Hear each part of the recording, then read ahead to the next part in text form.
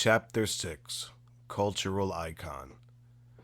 On his trip to Hong Kong in 1970, the 29-year-old Bruce met adoring fans everywhere he went. When he walked down the street, people ran up to him to say hello. If he ate dinner in a restaurant, they stared and whispered to their friends. Talk show hosts wanted to interview him. Television variety shows wanted him to give kung fu demonstrations.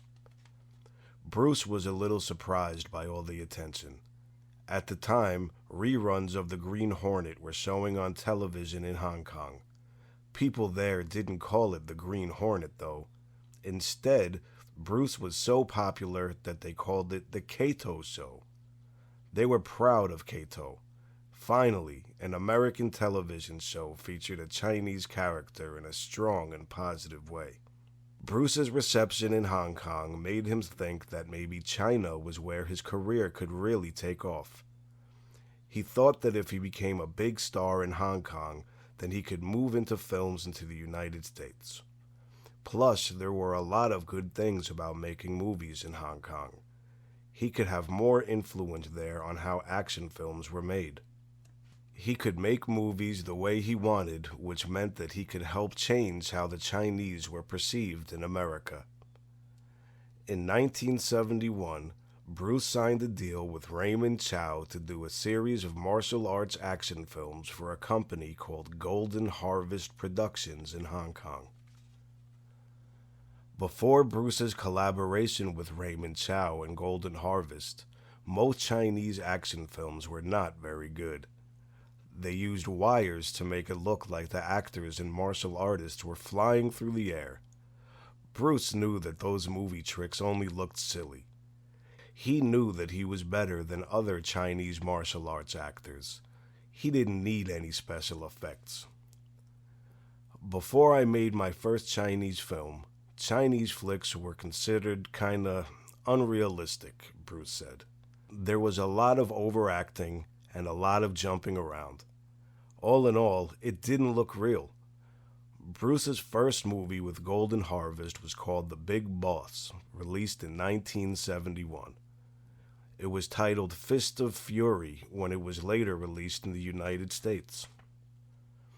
In The Big Boss, Bruce plays a young man named Cheng. He works in an ice factory with his cousins. Cheng promises his mom he will never fight. But when his cousins are killed, he needs to break that promise and fight the criminals who are selling drugs out of the factory. The Big Boss marked the first time Bruce had a starring role in a film. When The Big Boss premiered in Hong Kong, the audience was quiet. Bruce wasn't sure what they thought of it.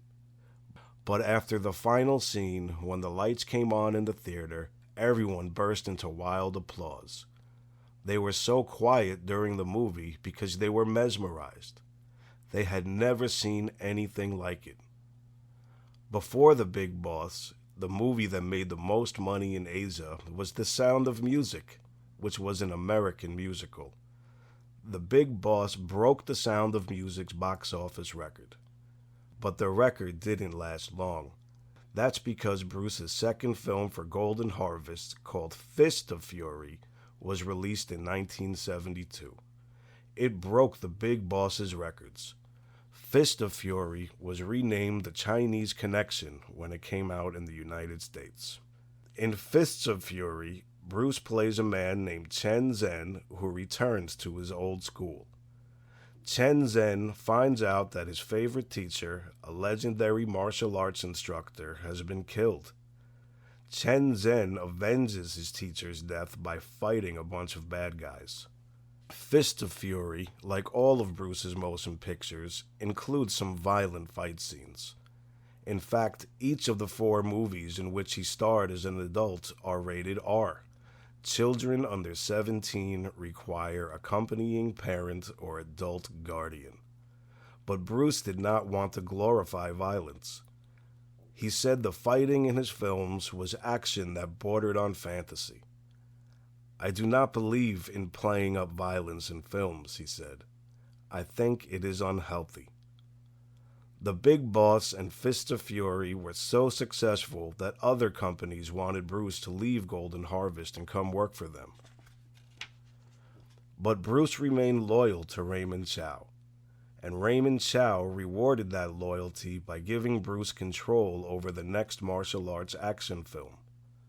Bruce would not only star in Way of the Dragon, which came out late in 1972, but he also would write, produce, and direct the movie.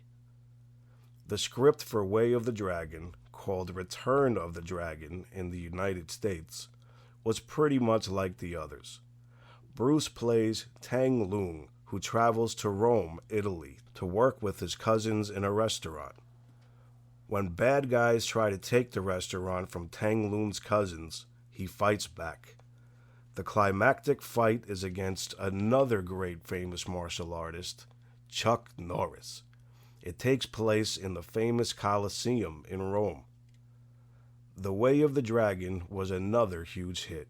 Hollywood was starting to take notice. Bruce Lee vs. Chuck Norris.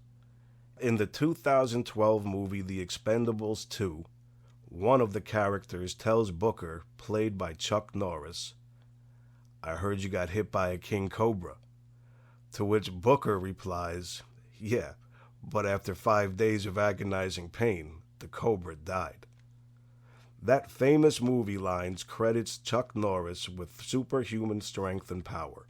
He is not superhuman.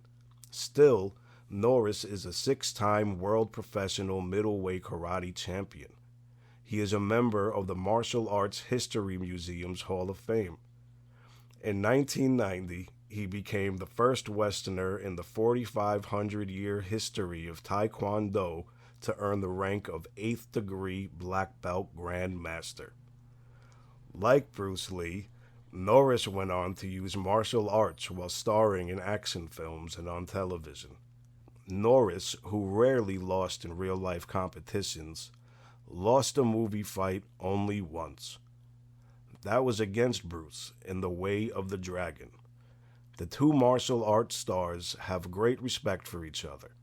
Sometimes they trained together. Even though they had a big fight scene in The Way of the Dragon, they were actually very good friends.